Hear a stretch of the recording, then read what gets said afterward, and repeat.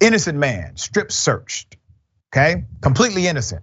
He now is receiving $375,000.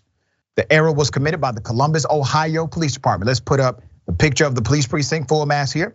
The city of Columbus has agreed to pay an Orlando man $375,000 after he was falsely arrested at gunpoint, strip searched, and cavity searched for a crime he never committed. Timothy L. Hawkins of Orlando said in federal court last year that he was arrested at gunpoint in his home by US Marshals in September 2020 and spent 7 days in jail at the height of the COVID outbreak. A Franklin County judge dismissed the charges a week later after finding that Hawkins was obviously not the perpetrator, okay? Now, a court document alleges that the officers who responded to the scene of a reported aggravated robbery in November 2019 in the Livingston-McNaughton neighborhood on the far east side took down the names of 2 male suspects who witnesses said committed crime. Neither of those names was Timothy L. Hawkins, although one had the first name of Timothy. You know how many people are named Timothy in the United States of America? A whole lot, okay?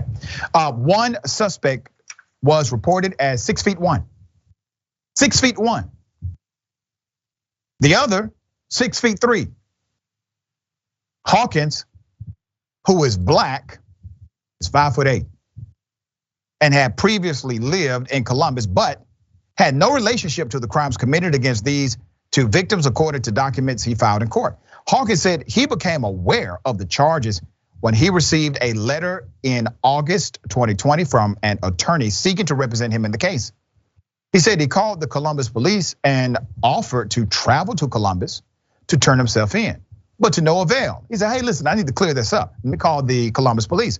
The detective in the case who had filed the charges, the detective, okay, Brian Williams, already had been reassigned. Investigative breakdown.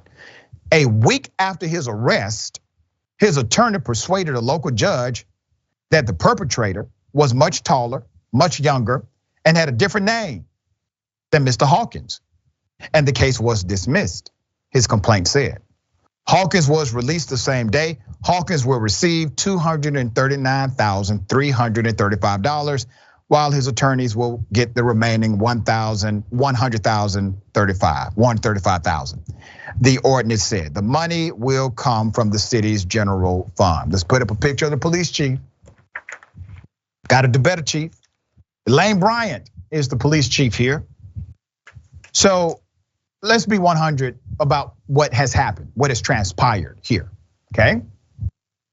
A lack of investigative prowess coupled with devaluing the actual humanity of this black male, meaning once you saw things did not add up, nobody in law enforcement said, hold up, wait a minute. Let's verify, let's double check.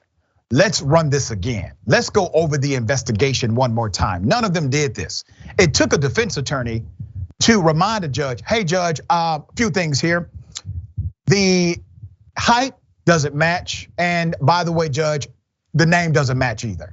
Judge says, well, look at that. You're right. Charges dismissed, go home, after the man was already incarcerated for a week. This could have been solved on the front end, but because the detectives and those investigating did not care enough on the front end, it had to be solved on the back end after damage was done. This leads to, once again, defunding the police. $375,000 out of the general fund because of police misconduct, negligence, possibly even corruption. All right, Adrienne, thoughts on this case?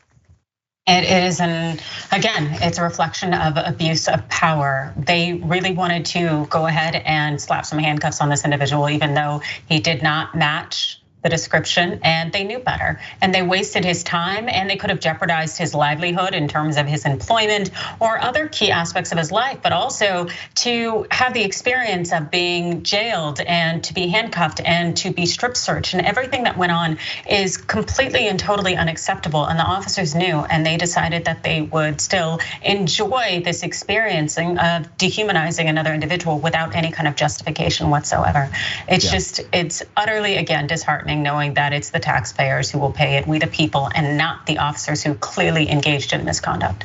That's right, and that's why people like myself, we advocate for cops to have their own malpractice insurance, like a medical director or a medical professional. MDs have to have this, but cops do not. So that means the taxpayers will have to foot the bill for their egregious misconduct.